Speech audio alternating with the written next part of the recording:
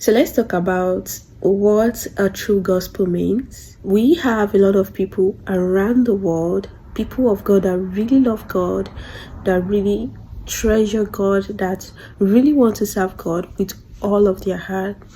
But it's a pity that maybe because God is not seen physically, people are trying to find the physical face or picture of God in the people that they can see physically, like the men of God, people that are above them spiritually.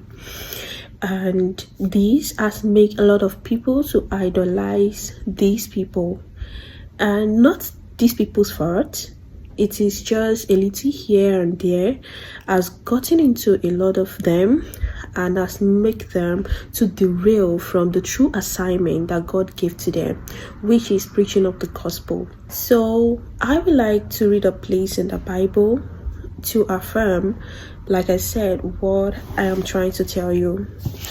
The Bible says that in the book of 1 Corinthians chapter 2, "And so it was with me, brothers and sisters, when I came to you, I did not come with eloquences of human wisdom, as I proclaimed to you the testimony about God. For I resolved to know nothing while I was with you, except Jesus Christ and Him being crucified. I came to you in weakness, with great fear and trembling. My message and my preaching was not with wise and persuasive word, but with a demonstration of the Spirit's power, so that by your faith might not rest on human wisdom, but on God's power." This is Paul talking to the people of Corinth. And if you notice, there is something that is very important that Paul made mention of. He says, when I come to you, there is nothing that I want to see within both me and you that is being mentioned except Christ and Him being crucified.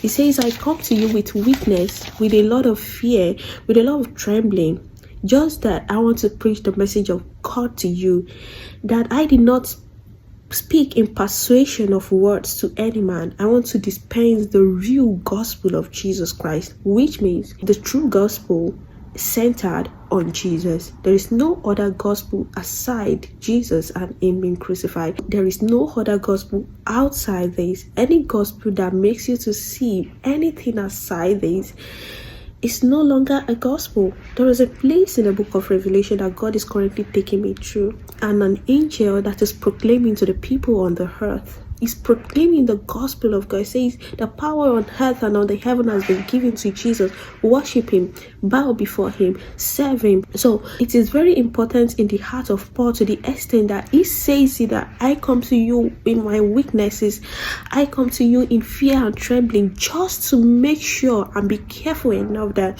I don't want I to be seen, but Christ. Also, I don't want you to look at me right now and say, oh, this girl that is speaking. I don't want I to be seen, but Jesus, because that is the true gospel. Any gospel that makes the preacher to be seen more than God, or that is portraying the preacher more than God, or showcasing the preacher or the person that is talking more than God, is no longer the gospel of Jesus. I would like to proceed in this place. The book of Galatians chapter 1 verse 6. I'm admonished that you are so quick deserting the one who called you to live in the grace of Christ and are turning to a different gospel. So this message is coming to you because Christ wants you to know that the gospel of Christ is centered only on Jesus, not on any man of God, not in anybody that is preaching to you, not on anybody that is higher than you spiritually. I admonish you that you are so quick deserting the one who called you to live in the grace of Christ and are turning into a different gospel. This is another thing entirely. It is not part of what Christ is trying to tell you. It is not part of the way of God. We can talk about prosperity. We can talk about, it's that Paul was saying that we formerly read. He says that, yes, we do talk about the wisdom, but not the wisdom of this world. We talk about Christ. We talk about spiritual things. So Someone will ask me, so prosperity is not spiritual? Prosperity is spiritual, and that is the reason why you get all this thing, favor, prosperity, and everything you are looking for by working with God. I'm not talking about people that are outside Christ, but if you're inside Christ, you get all this as a plus when you walk with God. So you cannot get this on your own or through a preacher or through someone laying hands on you. You have to walk with God. You have to walk with God, knowing God intimately by yourself before you can say that, oh, I got this, because these are spiritual things that you can only get in God. So all the things of those words that has been preached in the church is stirring the heart of people and making them to see something outside Christ. And what is very important to Christian and our journey as a Christian is to make Christ seen, because the more we see Christ and people make people to see Christ, the more their eyes is enlightened, and those things that they are supposed to get from God, they won't go to any man of God to get it, because it cannot even be gotten from any man of God. It cannot be gotten from laying hands on you. It is gotten from you having a personal relationship with God. So Paul was saying that, he says that you are turning to another gospel entirely, which is really no gospel at all. Evidently, some people are throwing you into confusion.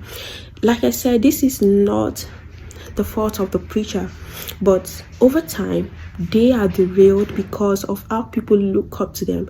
And that is the reason why this message is centrally directed to the people of God, people that are under one preacher or the other. See, your pastor is good, your pastor is best, your pastor is sent to you from God, but they are not God. They had to let you see Jesus. They had to let you come to Jesus and have fellowship with him. They had to teach you that you have to go to God yourself, not to me. You don't have to come to me. Don't come to me for any answers, because I don't have them. I can't beg God for you. I can only pray for you, and I open you to God and Jesus, him being crucified. You walk with him and you get all what you needed from him. So this is the message that God sent me to tell you today, and I'm so happy. I'm so glad about how God gave me eloquences to dispense this word to you.